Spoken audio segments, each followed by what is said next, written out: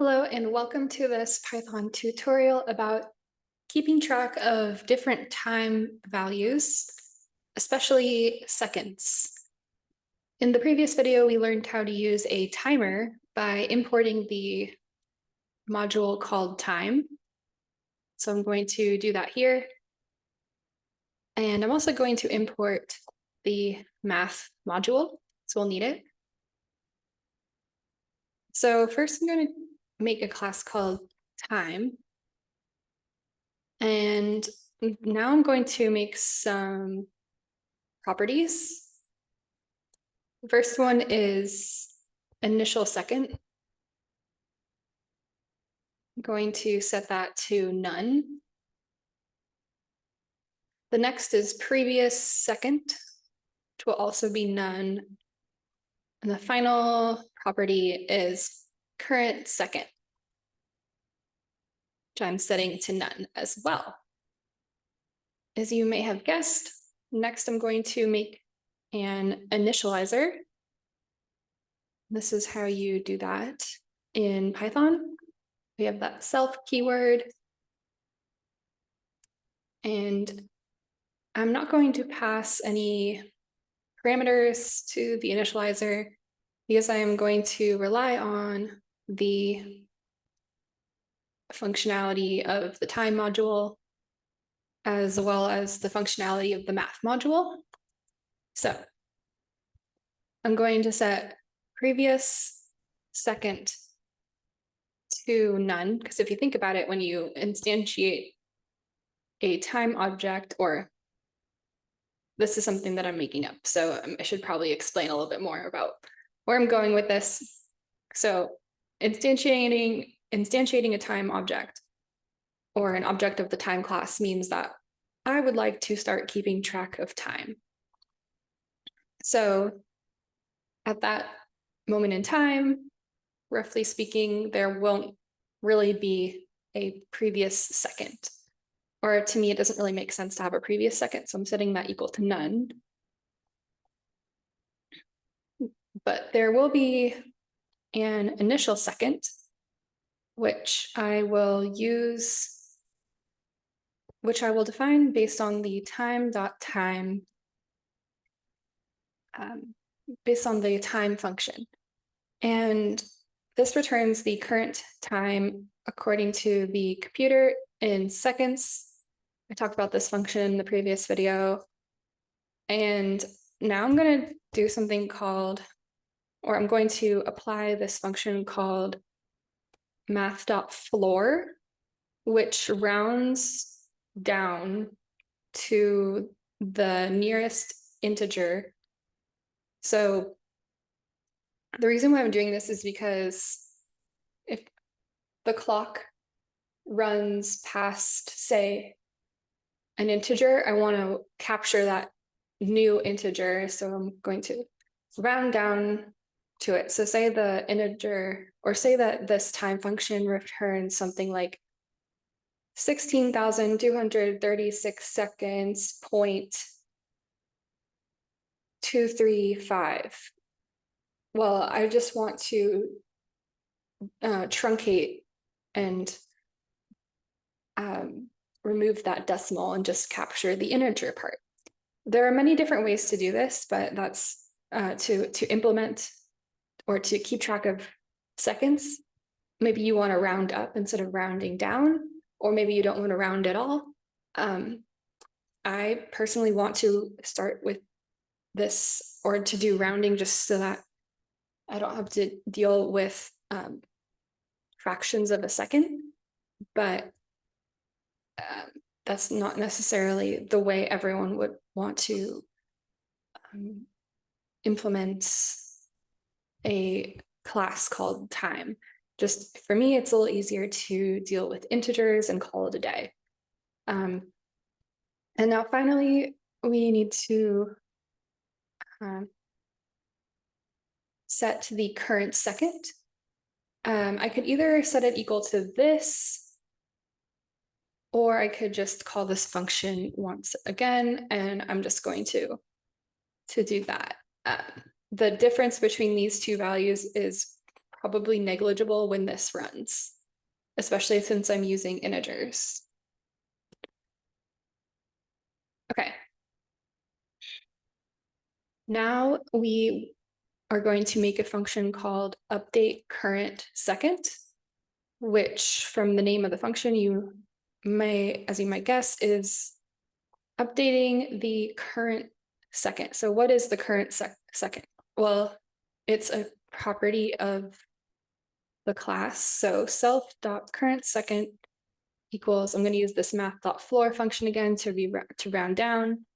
And I'm going to get the current time according to that time module. So whenever I call this function, the current second will get updated according to whatever this evaluates to.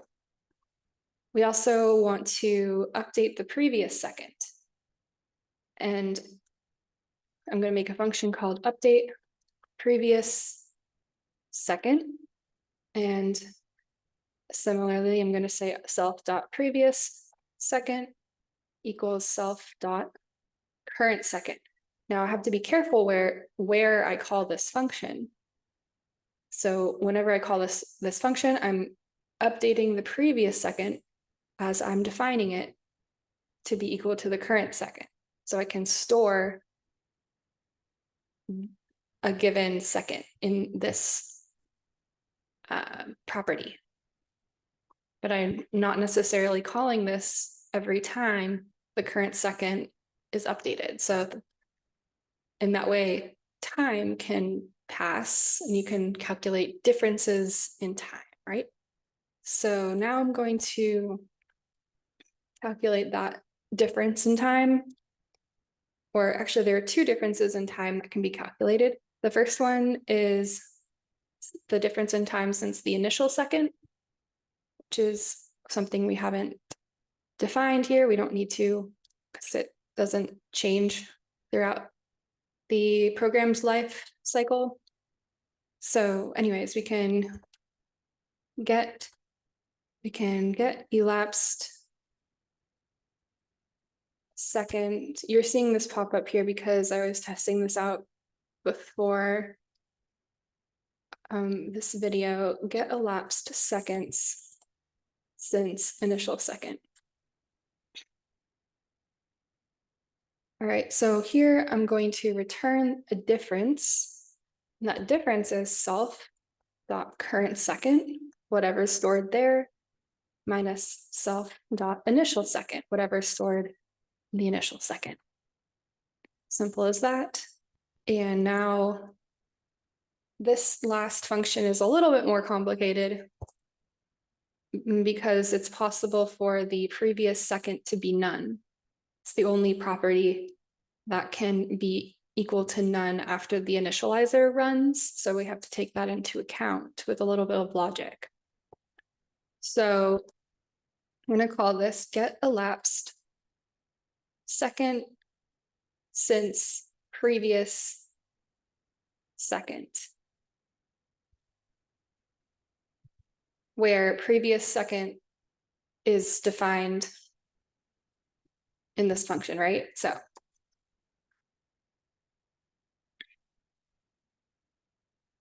I guess this could have been named a little bit better because it's really the elapsed second since the previous second was updated. But you'll get a better sense of what this function is going to do once it's written. So we are going to start with an if statement to catch the case of the previous second being equal to none. So let's catch that. If self.previous second equals none, then we're going to set the previous second equal to something, and it's actually going to be equal to self.initial second, because the only time the previous second is going to be equal to none from the way we've written this whole class is at the very beginning when there's that, and when that initializer runs. So in other words, this is basically saying if it hasn't been set yet, set it to the initial time. So then the previous second becomes the initial time. And that's pretty much it. And then if that's not the case, then we would return, or even if it is the case, this return statement is going to be executed regardless.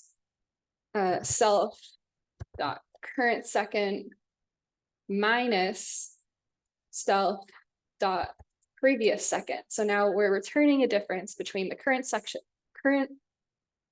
second and the previous second. In that way, we're going to be returning an integer, and that integer represents how much time has elapsed since the previous second was updated. And note, we're always using integers because this math.floor function returns an integer. So we're basically casting all of the time values to integers here to make our usage of time very, very simple. Let's go ahead and test this out. The way I'm going to test it out is make sure that this seconds.py file is imported. That's how you can use different files in Python. You take the name of the file, which in this case is seconds, and you import everything from that file. That's what the asterisk is for. Here I'm importing a module called Pygame, which is necessary for a lot of this other code I have going on here. I'm going to suppress this, but the way I'm going to test this code now is by printing the elapsed seconds, which was that last function we wrote. And you'll see that the elapsed seconds is going to be an integer, and it's going to increase. So this is the elapsed seconds since the initial second. So actually, hold on, I'm actually testing this function. Sorry about that. So when I run this, you're going to see the elapsed seconds because I am calling this function in the while loop that allows my program to continuously run. I'm doing some other things there that are not related to this particular functionality that I'm testing. And I even commented out some other code that I will be talking about in another video, just so that we can focus completely on the differences in time that are being used right now. So I'm going to run the Python program. I'm using Python 3, and I'm in the correct directory. As you can see, I did pwd a bunch of times so that you wouldn't be able to see the output before I run this. Okay, oh goodness gracious. I probably misspelled something. Get elapsed seconds since previous second. Hold on 1 second, no pun intended. All right, I forgot an S. So let's try running that again. I need to save first, and I'm gonna run. And now we're seeing the elapsed seconds. The first second that has elapsed is 1, not 0. And we are seeing integers on the screen as expected. There are no decimals. So 1 second has elapsed, 2 seconds has elapsed, and this is pretty close to the actual real time. Of course, there's going to be some error involved with the rounding down or using the floor function, and also each line that's executed takes some time. So the problem of keeping track of time is actually very, very difficult. And that is why I in subtle. So that's why I decided to just use integers. So I hope that helped you understand how to keep track of time, and I'll see you in the next video. Thanks for watching.